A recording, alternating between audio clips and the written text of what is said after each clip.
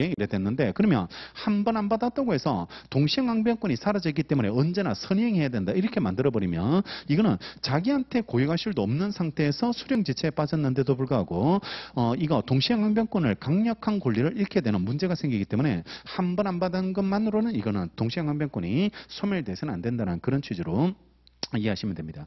쌍무계약의 당사자 일방이 먼저 한번 현실에 제공을 하고 상대방을 수령 지체에 빠지겠다 하더라도 그 이행 제공이 계속되지 않을 때는요. 과거에 이행 제공이 있었다는 사실만으로 상대방이 가지는 동시행항변권이 소멸하는 게 아닙니다. 소멸하는 게 아니므로 일시적으로 당사자 일방의 의무 이행 제공이 있었으나 곧 이행 제공이 중지되었어요. 더 이상 그 제공이 계속되지 아니한 기간 동안에는 상대방 의무 이행 지체가 상태에 빠졌다고 할 수는 없다 할 것이고 따라서 그 이행 제공이 중지된 이후에요. 상대방 의무가 이행 지체됐음을 전제로 하는 손해배상도 안 돼요. 손해배상도 이래 청구할 수 없게 된다는 것이 판례 입장이 이래 되게 되고 자 같은 취지로서요. 밑에 단락인데 네 줄 내려올까요? 네 줄 내려오면 심표 다음에 부동산 매매 계약에서 매도인의 소유권 이전 등기 절차 이행 의무와 매수인의 매매 잔대금 지급 채무가 동시행 관계 있는 한 쌍방이 이행을 제공하지 않는 상태에서는 이행 지체로 되는 일이 없을 것인 바 매도인이 매수인을 이행 지체로 되게 하기 위해서는 소유권 이전 등기에 필요한 서류 등을 현실적으로 제공하거나 그렇지 않더라도 이행 장소에서 그 서류 등을 준비하여 두고 매수인한테 그 뜻을 수령하고요. 통지하고 수령하여 갈 것을 최고하면 되는 것이고 특별한 사정 없으면 이행 장소로 정한 법무사 사무실에서 그 서류 등을 계속 보관시키면서 언제든지 잔대금과 상한으로 소유권 이전 등기에 필요한 서류 등을 수령할 수 있음을 통지하고 신의칙상 요구되는 상당한 시간적 간격을 두고 거듭 수령을 최고하면 이행 제공을 다한 것이 되는 거고 그러한 상태가 계속되는 기간 동안은 매수인은 이행 지체로 이래 처리되게 된다는 거. 이 정도 되면 이제 계속적 제공이 된 거기 때문에 계속적 제공으로선 이거는 이행 지체 책임을 물을 수 있게 되고 실질적으로 등기는 그 서류를 현실 제공하는 게 아니죠. 서류를 현실 제공하는 게 아니고 언제든지 등기 절차에 협력할 수 있다는 뜻을 준비하고 최고하면 그게 이행 제공입니다. 현실 제공이 된 거고 아니면 법무사 사무실에다가 서류를 맡겨두고 그다음에 이행해 주겠다라고 알려주는 거 이것도 현실 제공으로 이래 처리되고 시간적 간격을 두고 계속적으로 거듭 최고했다면 이건 계속적 제공이 일어난 거예요. 계속적 제공이 일어난 걸로 이래 처리되게 되니까 지체 책임을 물을 수 있게 된다는 거죠.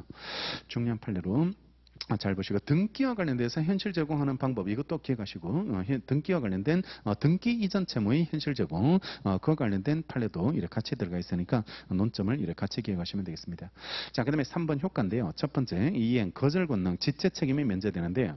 동시행항변권은 상대방이 채무를 이행하거나 이행 제공을 할 때까지 자기 채무 이행을 거절할 수 있는 권능을 그 내용으로 하고 영기적 항변권이라고 부르죠. 영기적 항변권이 되는 것으로 이래 처리되고 자 여기서 효과를 양걸로 1번에 존재 효과에다가 밑줄하시고 제목 존재 효과에 밑줄하시고 다음 페이지 2번에 행사 효과하고 구별하시고 행사 효과하고 구별하시고 그러니까 동시행항변권이 행사할 필요 없이 존재만으로 나오는 효과가 있고 실제 행사를 해야지 나오는 효과가 있거든요. 실제 행사를 해줄 것이 필요한 효과가 있게 이래 되니까 존재 효과, 행사 효과 이렇게 구분하십니다. 존재 효과 그러니까 행사하지 않아도 되는 겁니다. 행사하지 않아도 되는 존재 효과가 먼저 나오게 되는데 1번 이행 지체 책임의 면책의 요력은 그 항변권의 행사 원용하지 않아도 발생하게 된다는 겁니다. 이걸 존재 효과라고 이래 부르게 되고 지체 저지되는 거 지체 책임이 성립하지 않는 것은 존재 효과입니다. 존재 효과고 행사가 필요 없다라고 기억하시면 되고 대표적인 리딩 판례가 각조 732번입니다. 별표하시고 쌍무계약에서 쌍방의 채무가 동시행관계에 있을 때요. 일방의 채무 이행기가 도래하더라도 상대방 채무 이행 제공이 있을 때까지는 그 채무를 이행하지 않더라도 지체 책임을 지지 않는데요. 이와 같은 효과는 이행 지체 책임이 없다고 주장하는 자가 반드시 동시행항변권을 행사해야지만 발생하는 게 아니에요. 행사해야지만 발생하는 게 아니고 존재만으로 나오는 효과라고 이렇게 기억하시면 이래 되고 이 판례를 물을 때는 지체 책임이 된다 안 된다 이걸 바꾼 그 문제는 제가 본 적이 없는 거고, 그러면 틀리게 만들 때는 어디를 바꾸냐 그러면 행사 필요한지 필요하지 않는지 뒤에 말을 바꿔요. 행사가 그러니까 이행 지체 책임이 성립하지 않는다 여기까지는 내놓고 행사가 필요하다 이래 바꾼다고, 행사가 필요하다고 이래 바꾸게 이래 되게 되는데, 행사가 필요 없다는 거, 행사 필요 없이 존재만으로 나오는 효과로 기억해서 정리하시면 이래 되고, 자, 예외를 하나 보셔야 돼요. 예외가 양걸로 1번의 둘째 줄 음입니다. 반환의 경우가 예외로 이래 처리하셔야지 되는데요. 갑이 을한테요 돈을 이래 3천만 원 받을 게 있습니다. 원인 채무, 원인 채권. 원인 채권을 이렇게 가지게 되는데, 이게 그 물품 대금 채권일 수도 있고 뭐 다른 여러 가지 공사 대금 채권일 수도 있고, 원인 채권의 성격은 여러 가지 있을 수 있게 이래 되는데, 이걸 담보할 목적으로 얘가 음을 발행해 줍니다. 음을 이래 발행해 주게 이래 되게 되는데, 그러면 대개 일반적인 음이나 수표는 지급을 가름한 것으로 보는 게 아니고 가름하여 교부한 것으로 이래 보는 게 아니고요. 지급을 가름한 것으로 봐버리면 원인 채권이 소멸돼요. 원인 채권이 소멸되고 채무만 남게 되거든. 채무만 남게 되는데, 근데 우리 판례가 일반적으로 음이나 수표를 주면 지급을 위하여 아니면 담보하기 위해서, 담보할 목적으로, 담보하기 위해서요. 담보할 목적으로 교부한 것으로 처리되고, 지급을 위해서나 담보할 목적으로 교부한 걸로 처리되면 차이점이 원인 채권이 병존입니다. 원인 채권. 그러면 얘는 이걸로 받아도 되고 음으로 받아도 되고 이렇게 선택할 수 있게 이래 되게 되니까, 가름한 걸로 보지 않고 가름한 걸로 보는 게 아까 현금처럼 쓰는 게 우편한, 그다음에 자기압수표 이런 것들은 가름한 걸로 이래 처리되는데, 그거 말고는 일반적인 음수표는 다 지급을 위해서 교부한 걸로, 지급을 위해서 교부한 걸로 이래 처리가 이래 된다라고 기억하시면 이래 되고요. 그러면 여기서 이 사람이 변제하러 갈 때, 원인 채권을 변제하러 갈 때, 아니면 원인 채권 변제 요청을 받았을 때요, 얘는 이걸 반드시 돌려받아야 됩니다. 음을 돌려받아야지 되는 거고, 음을 받지 않으면 얘는 이중 지급 위험에 빠질 수 있다.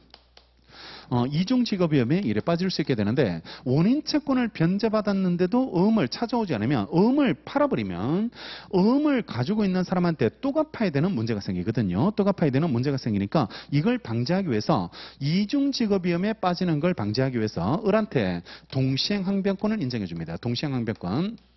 동시행 항변권을 인정해서 반환을 받을 때까지는 원인 채무 변제를 거절할 수 있도록 해주는데, 지금 보셔서 알겠지만 음에서 나오는 동시행 항변권은 원인 채무 변제와 그 반환 사이에 인정되는 동시행 항변권은 얘만 가지고 있어요. 얘만. 을만 가지고 있는 항변권이고, 얘는 없어요. 이 사람은 동시행 항변권. 왜냐하면 이중 지급 위험에 빠질 수 있는 사람은 얘지, 얘는 이중 지급 위험이라는 문제가 없거든. 문제가 없게 이래 되게 되니까 한쪽만 가지고 있는 동시행 항변권. 그래서 이걸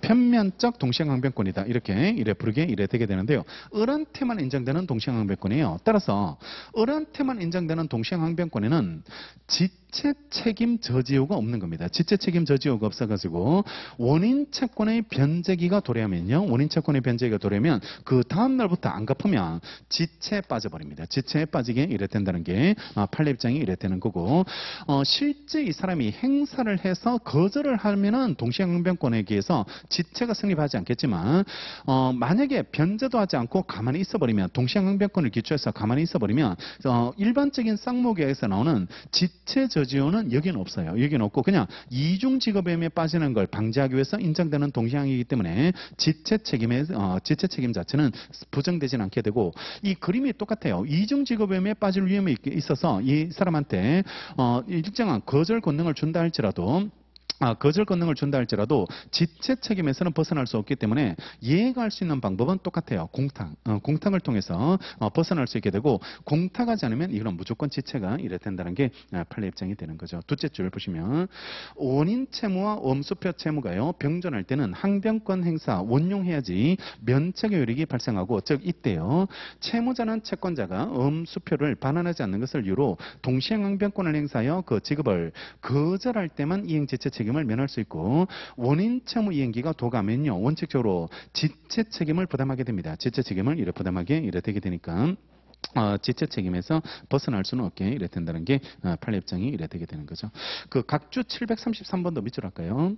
기존 채무와 음수표 채무가 병존할 때 원인 채무 이행과 음수표 반환이 동시행의 관계에 있다 하더라도 채권자가 음수표 반환을 이래 제공하지 않으면 채무자한테 적법한 이행의 최고를 할 수 없다고 할 수는 없고, 채무자는 원인 채무 이행기를 도가면 원칙적으로 이행 지체 책임을 지게 되고, 채권자로부터 음수표 반환을 받지 않았다 하더라도 이 음수표를 반환하지 않음을 이유로 위와 같은 항변권을 행사하여 그 지급을 거절하고 있는 것이 아니냐면요, 지체 책임을 면할 수는 없다는 겁니다. 지체 책임을 부담하게 이래 된다는 게 판례 입장이 이래 되게 되는 거죠.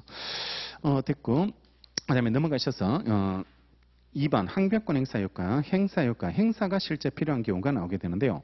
원고가 제기한 이행 청구 소송에서 반드시 피고가 동시행 항변권을 행사하지만 법원은 이를 고려할 수 있게 되고요. 이 항변권을 인용할 때는 법원은 피고에 대해서 원고의 채무이행과 상환으로 이행할 것을 명하는 상환이행 판결을 해야 됩니다. 상환이행 판결을 이래 되게 되는데요. 매매 계약을 체결하면 얘는 등기와 인도를 해야 되고, 얘는 매매대금을 줘야 돼요. 매매대금을 이뤄줘야 되고, 각각 매매대금 채권, 소유권 이전 등기 청구권 이런 것들이 동시행관계 있죠. 동시행관계 있게 이래 되는데, 원고로 갑이 피고를 상대로 을을 상대로 해서 매매대금 주세요라고 소송을 제기했어요. 매매대금 주세요라고 소송을 제기했을 때, 그때 이 원고가 입증해야 될 사실은 매매계약 체결 사실만 입증하면 돼요. 매매계약 체결 사실만 입증하면 되고, 자기도 등기 줘야 되죠. 자기도 등기 줘야 되는데, 등기를 제공했다는 사정은 입증을 하지 않아도 됩니다. 원고가 입증하지 않아도 되고, 그러면 등기받지 않았는데 소송을 이렇게 제기할 수 있을지가 이런 문제 되는데, 이것만 입증하면 바로 제기할 수 있습니다. 제기할 수 있게 되고, 그러면 얘가 매매대금을 먼저 줘야 될지가 문제될 수 있는데, 이때 이 사람은 소송에서 거절하면 됩니다. 동시행항변권을 행사해가지고 등기받기 전까지는 나는 매매대금을 줄 수 없다고 거절하면 법원에서 상환이행 판결을 내리고, 거절을 안 해요. 거절을 하지 않고 그냥 가만히 있어버리면, 행사를 하지 않고 가만히 있어버리면 변론주의 원칙상 이거는 고려 안 해요. 이거는 고려하지 않고 단순이행을 명해버립니다. 단순히 인용을 명하게 되게 되니까, 상환이행 판결이 나오려면 실제 동시행항변권을 소송해서 행사해 줄 것이 필요하다. 행사할 것이 필요하고, 행사하지 않으면 고려하지 않는다. 변론주의가 적용되니까 고려하지 않게 이래 된다는 거죠. 지체 저지하고 차이점, 지체 책임 저지하는 거하고 차이점으로 이렇게 구분해서, 이행 지체 책임은 행사 없이도 당연히 지체 책임을 부담하지 않게 되는데, 실질적으로 상환이행 판결이 나오려면 상환이행 판결이 나오려면 행사할 것이 이래 필요하게 되니까 구분해서 이래 정리해 두시는 게 필요하게 되겠죠.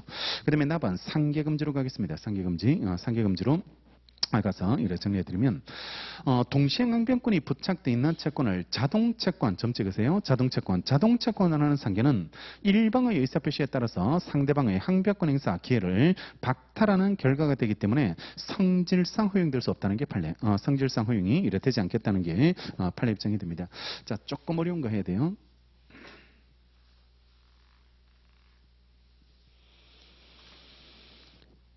갑이 만약에 을한테 1,000만 원짜리 채권을 가지고 있고요. 그 다음에 을도 갑한테 800만 원짜리 채권을 가지고 있을 때, FM도라면 얘가 1,000만 원 갚고 그 자리에서 얘가 800을 갚아주면 됩니다. 서로 이렇게 갚아주면 되는데,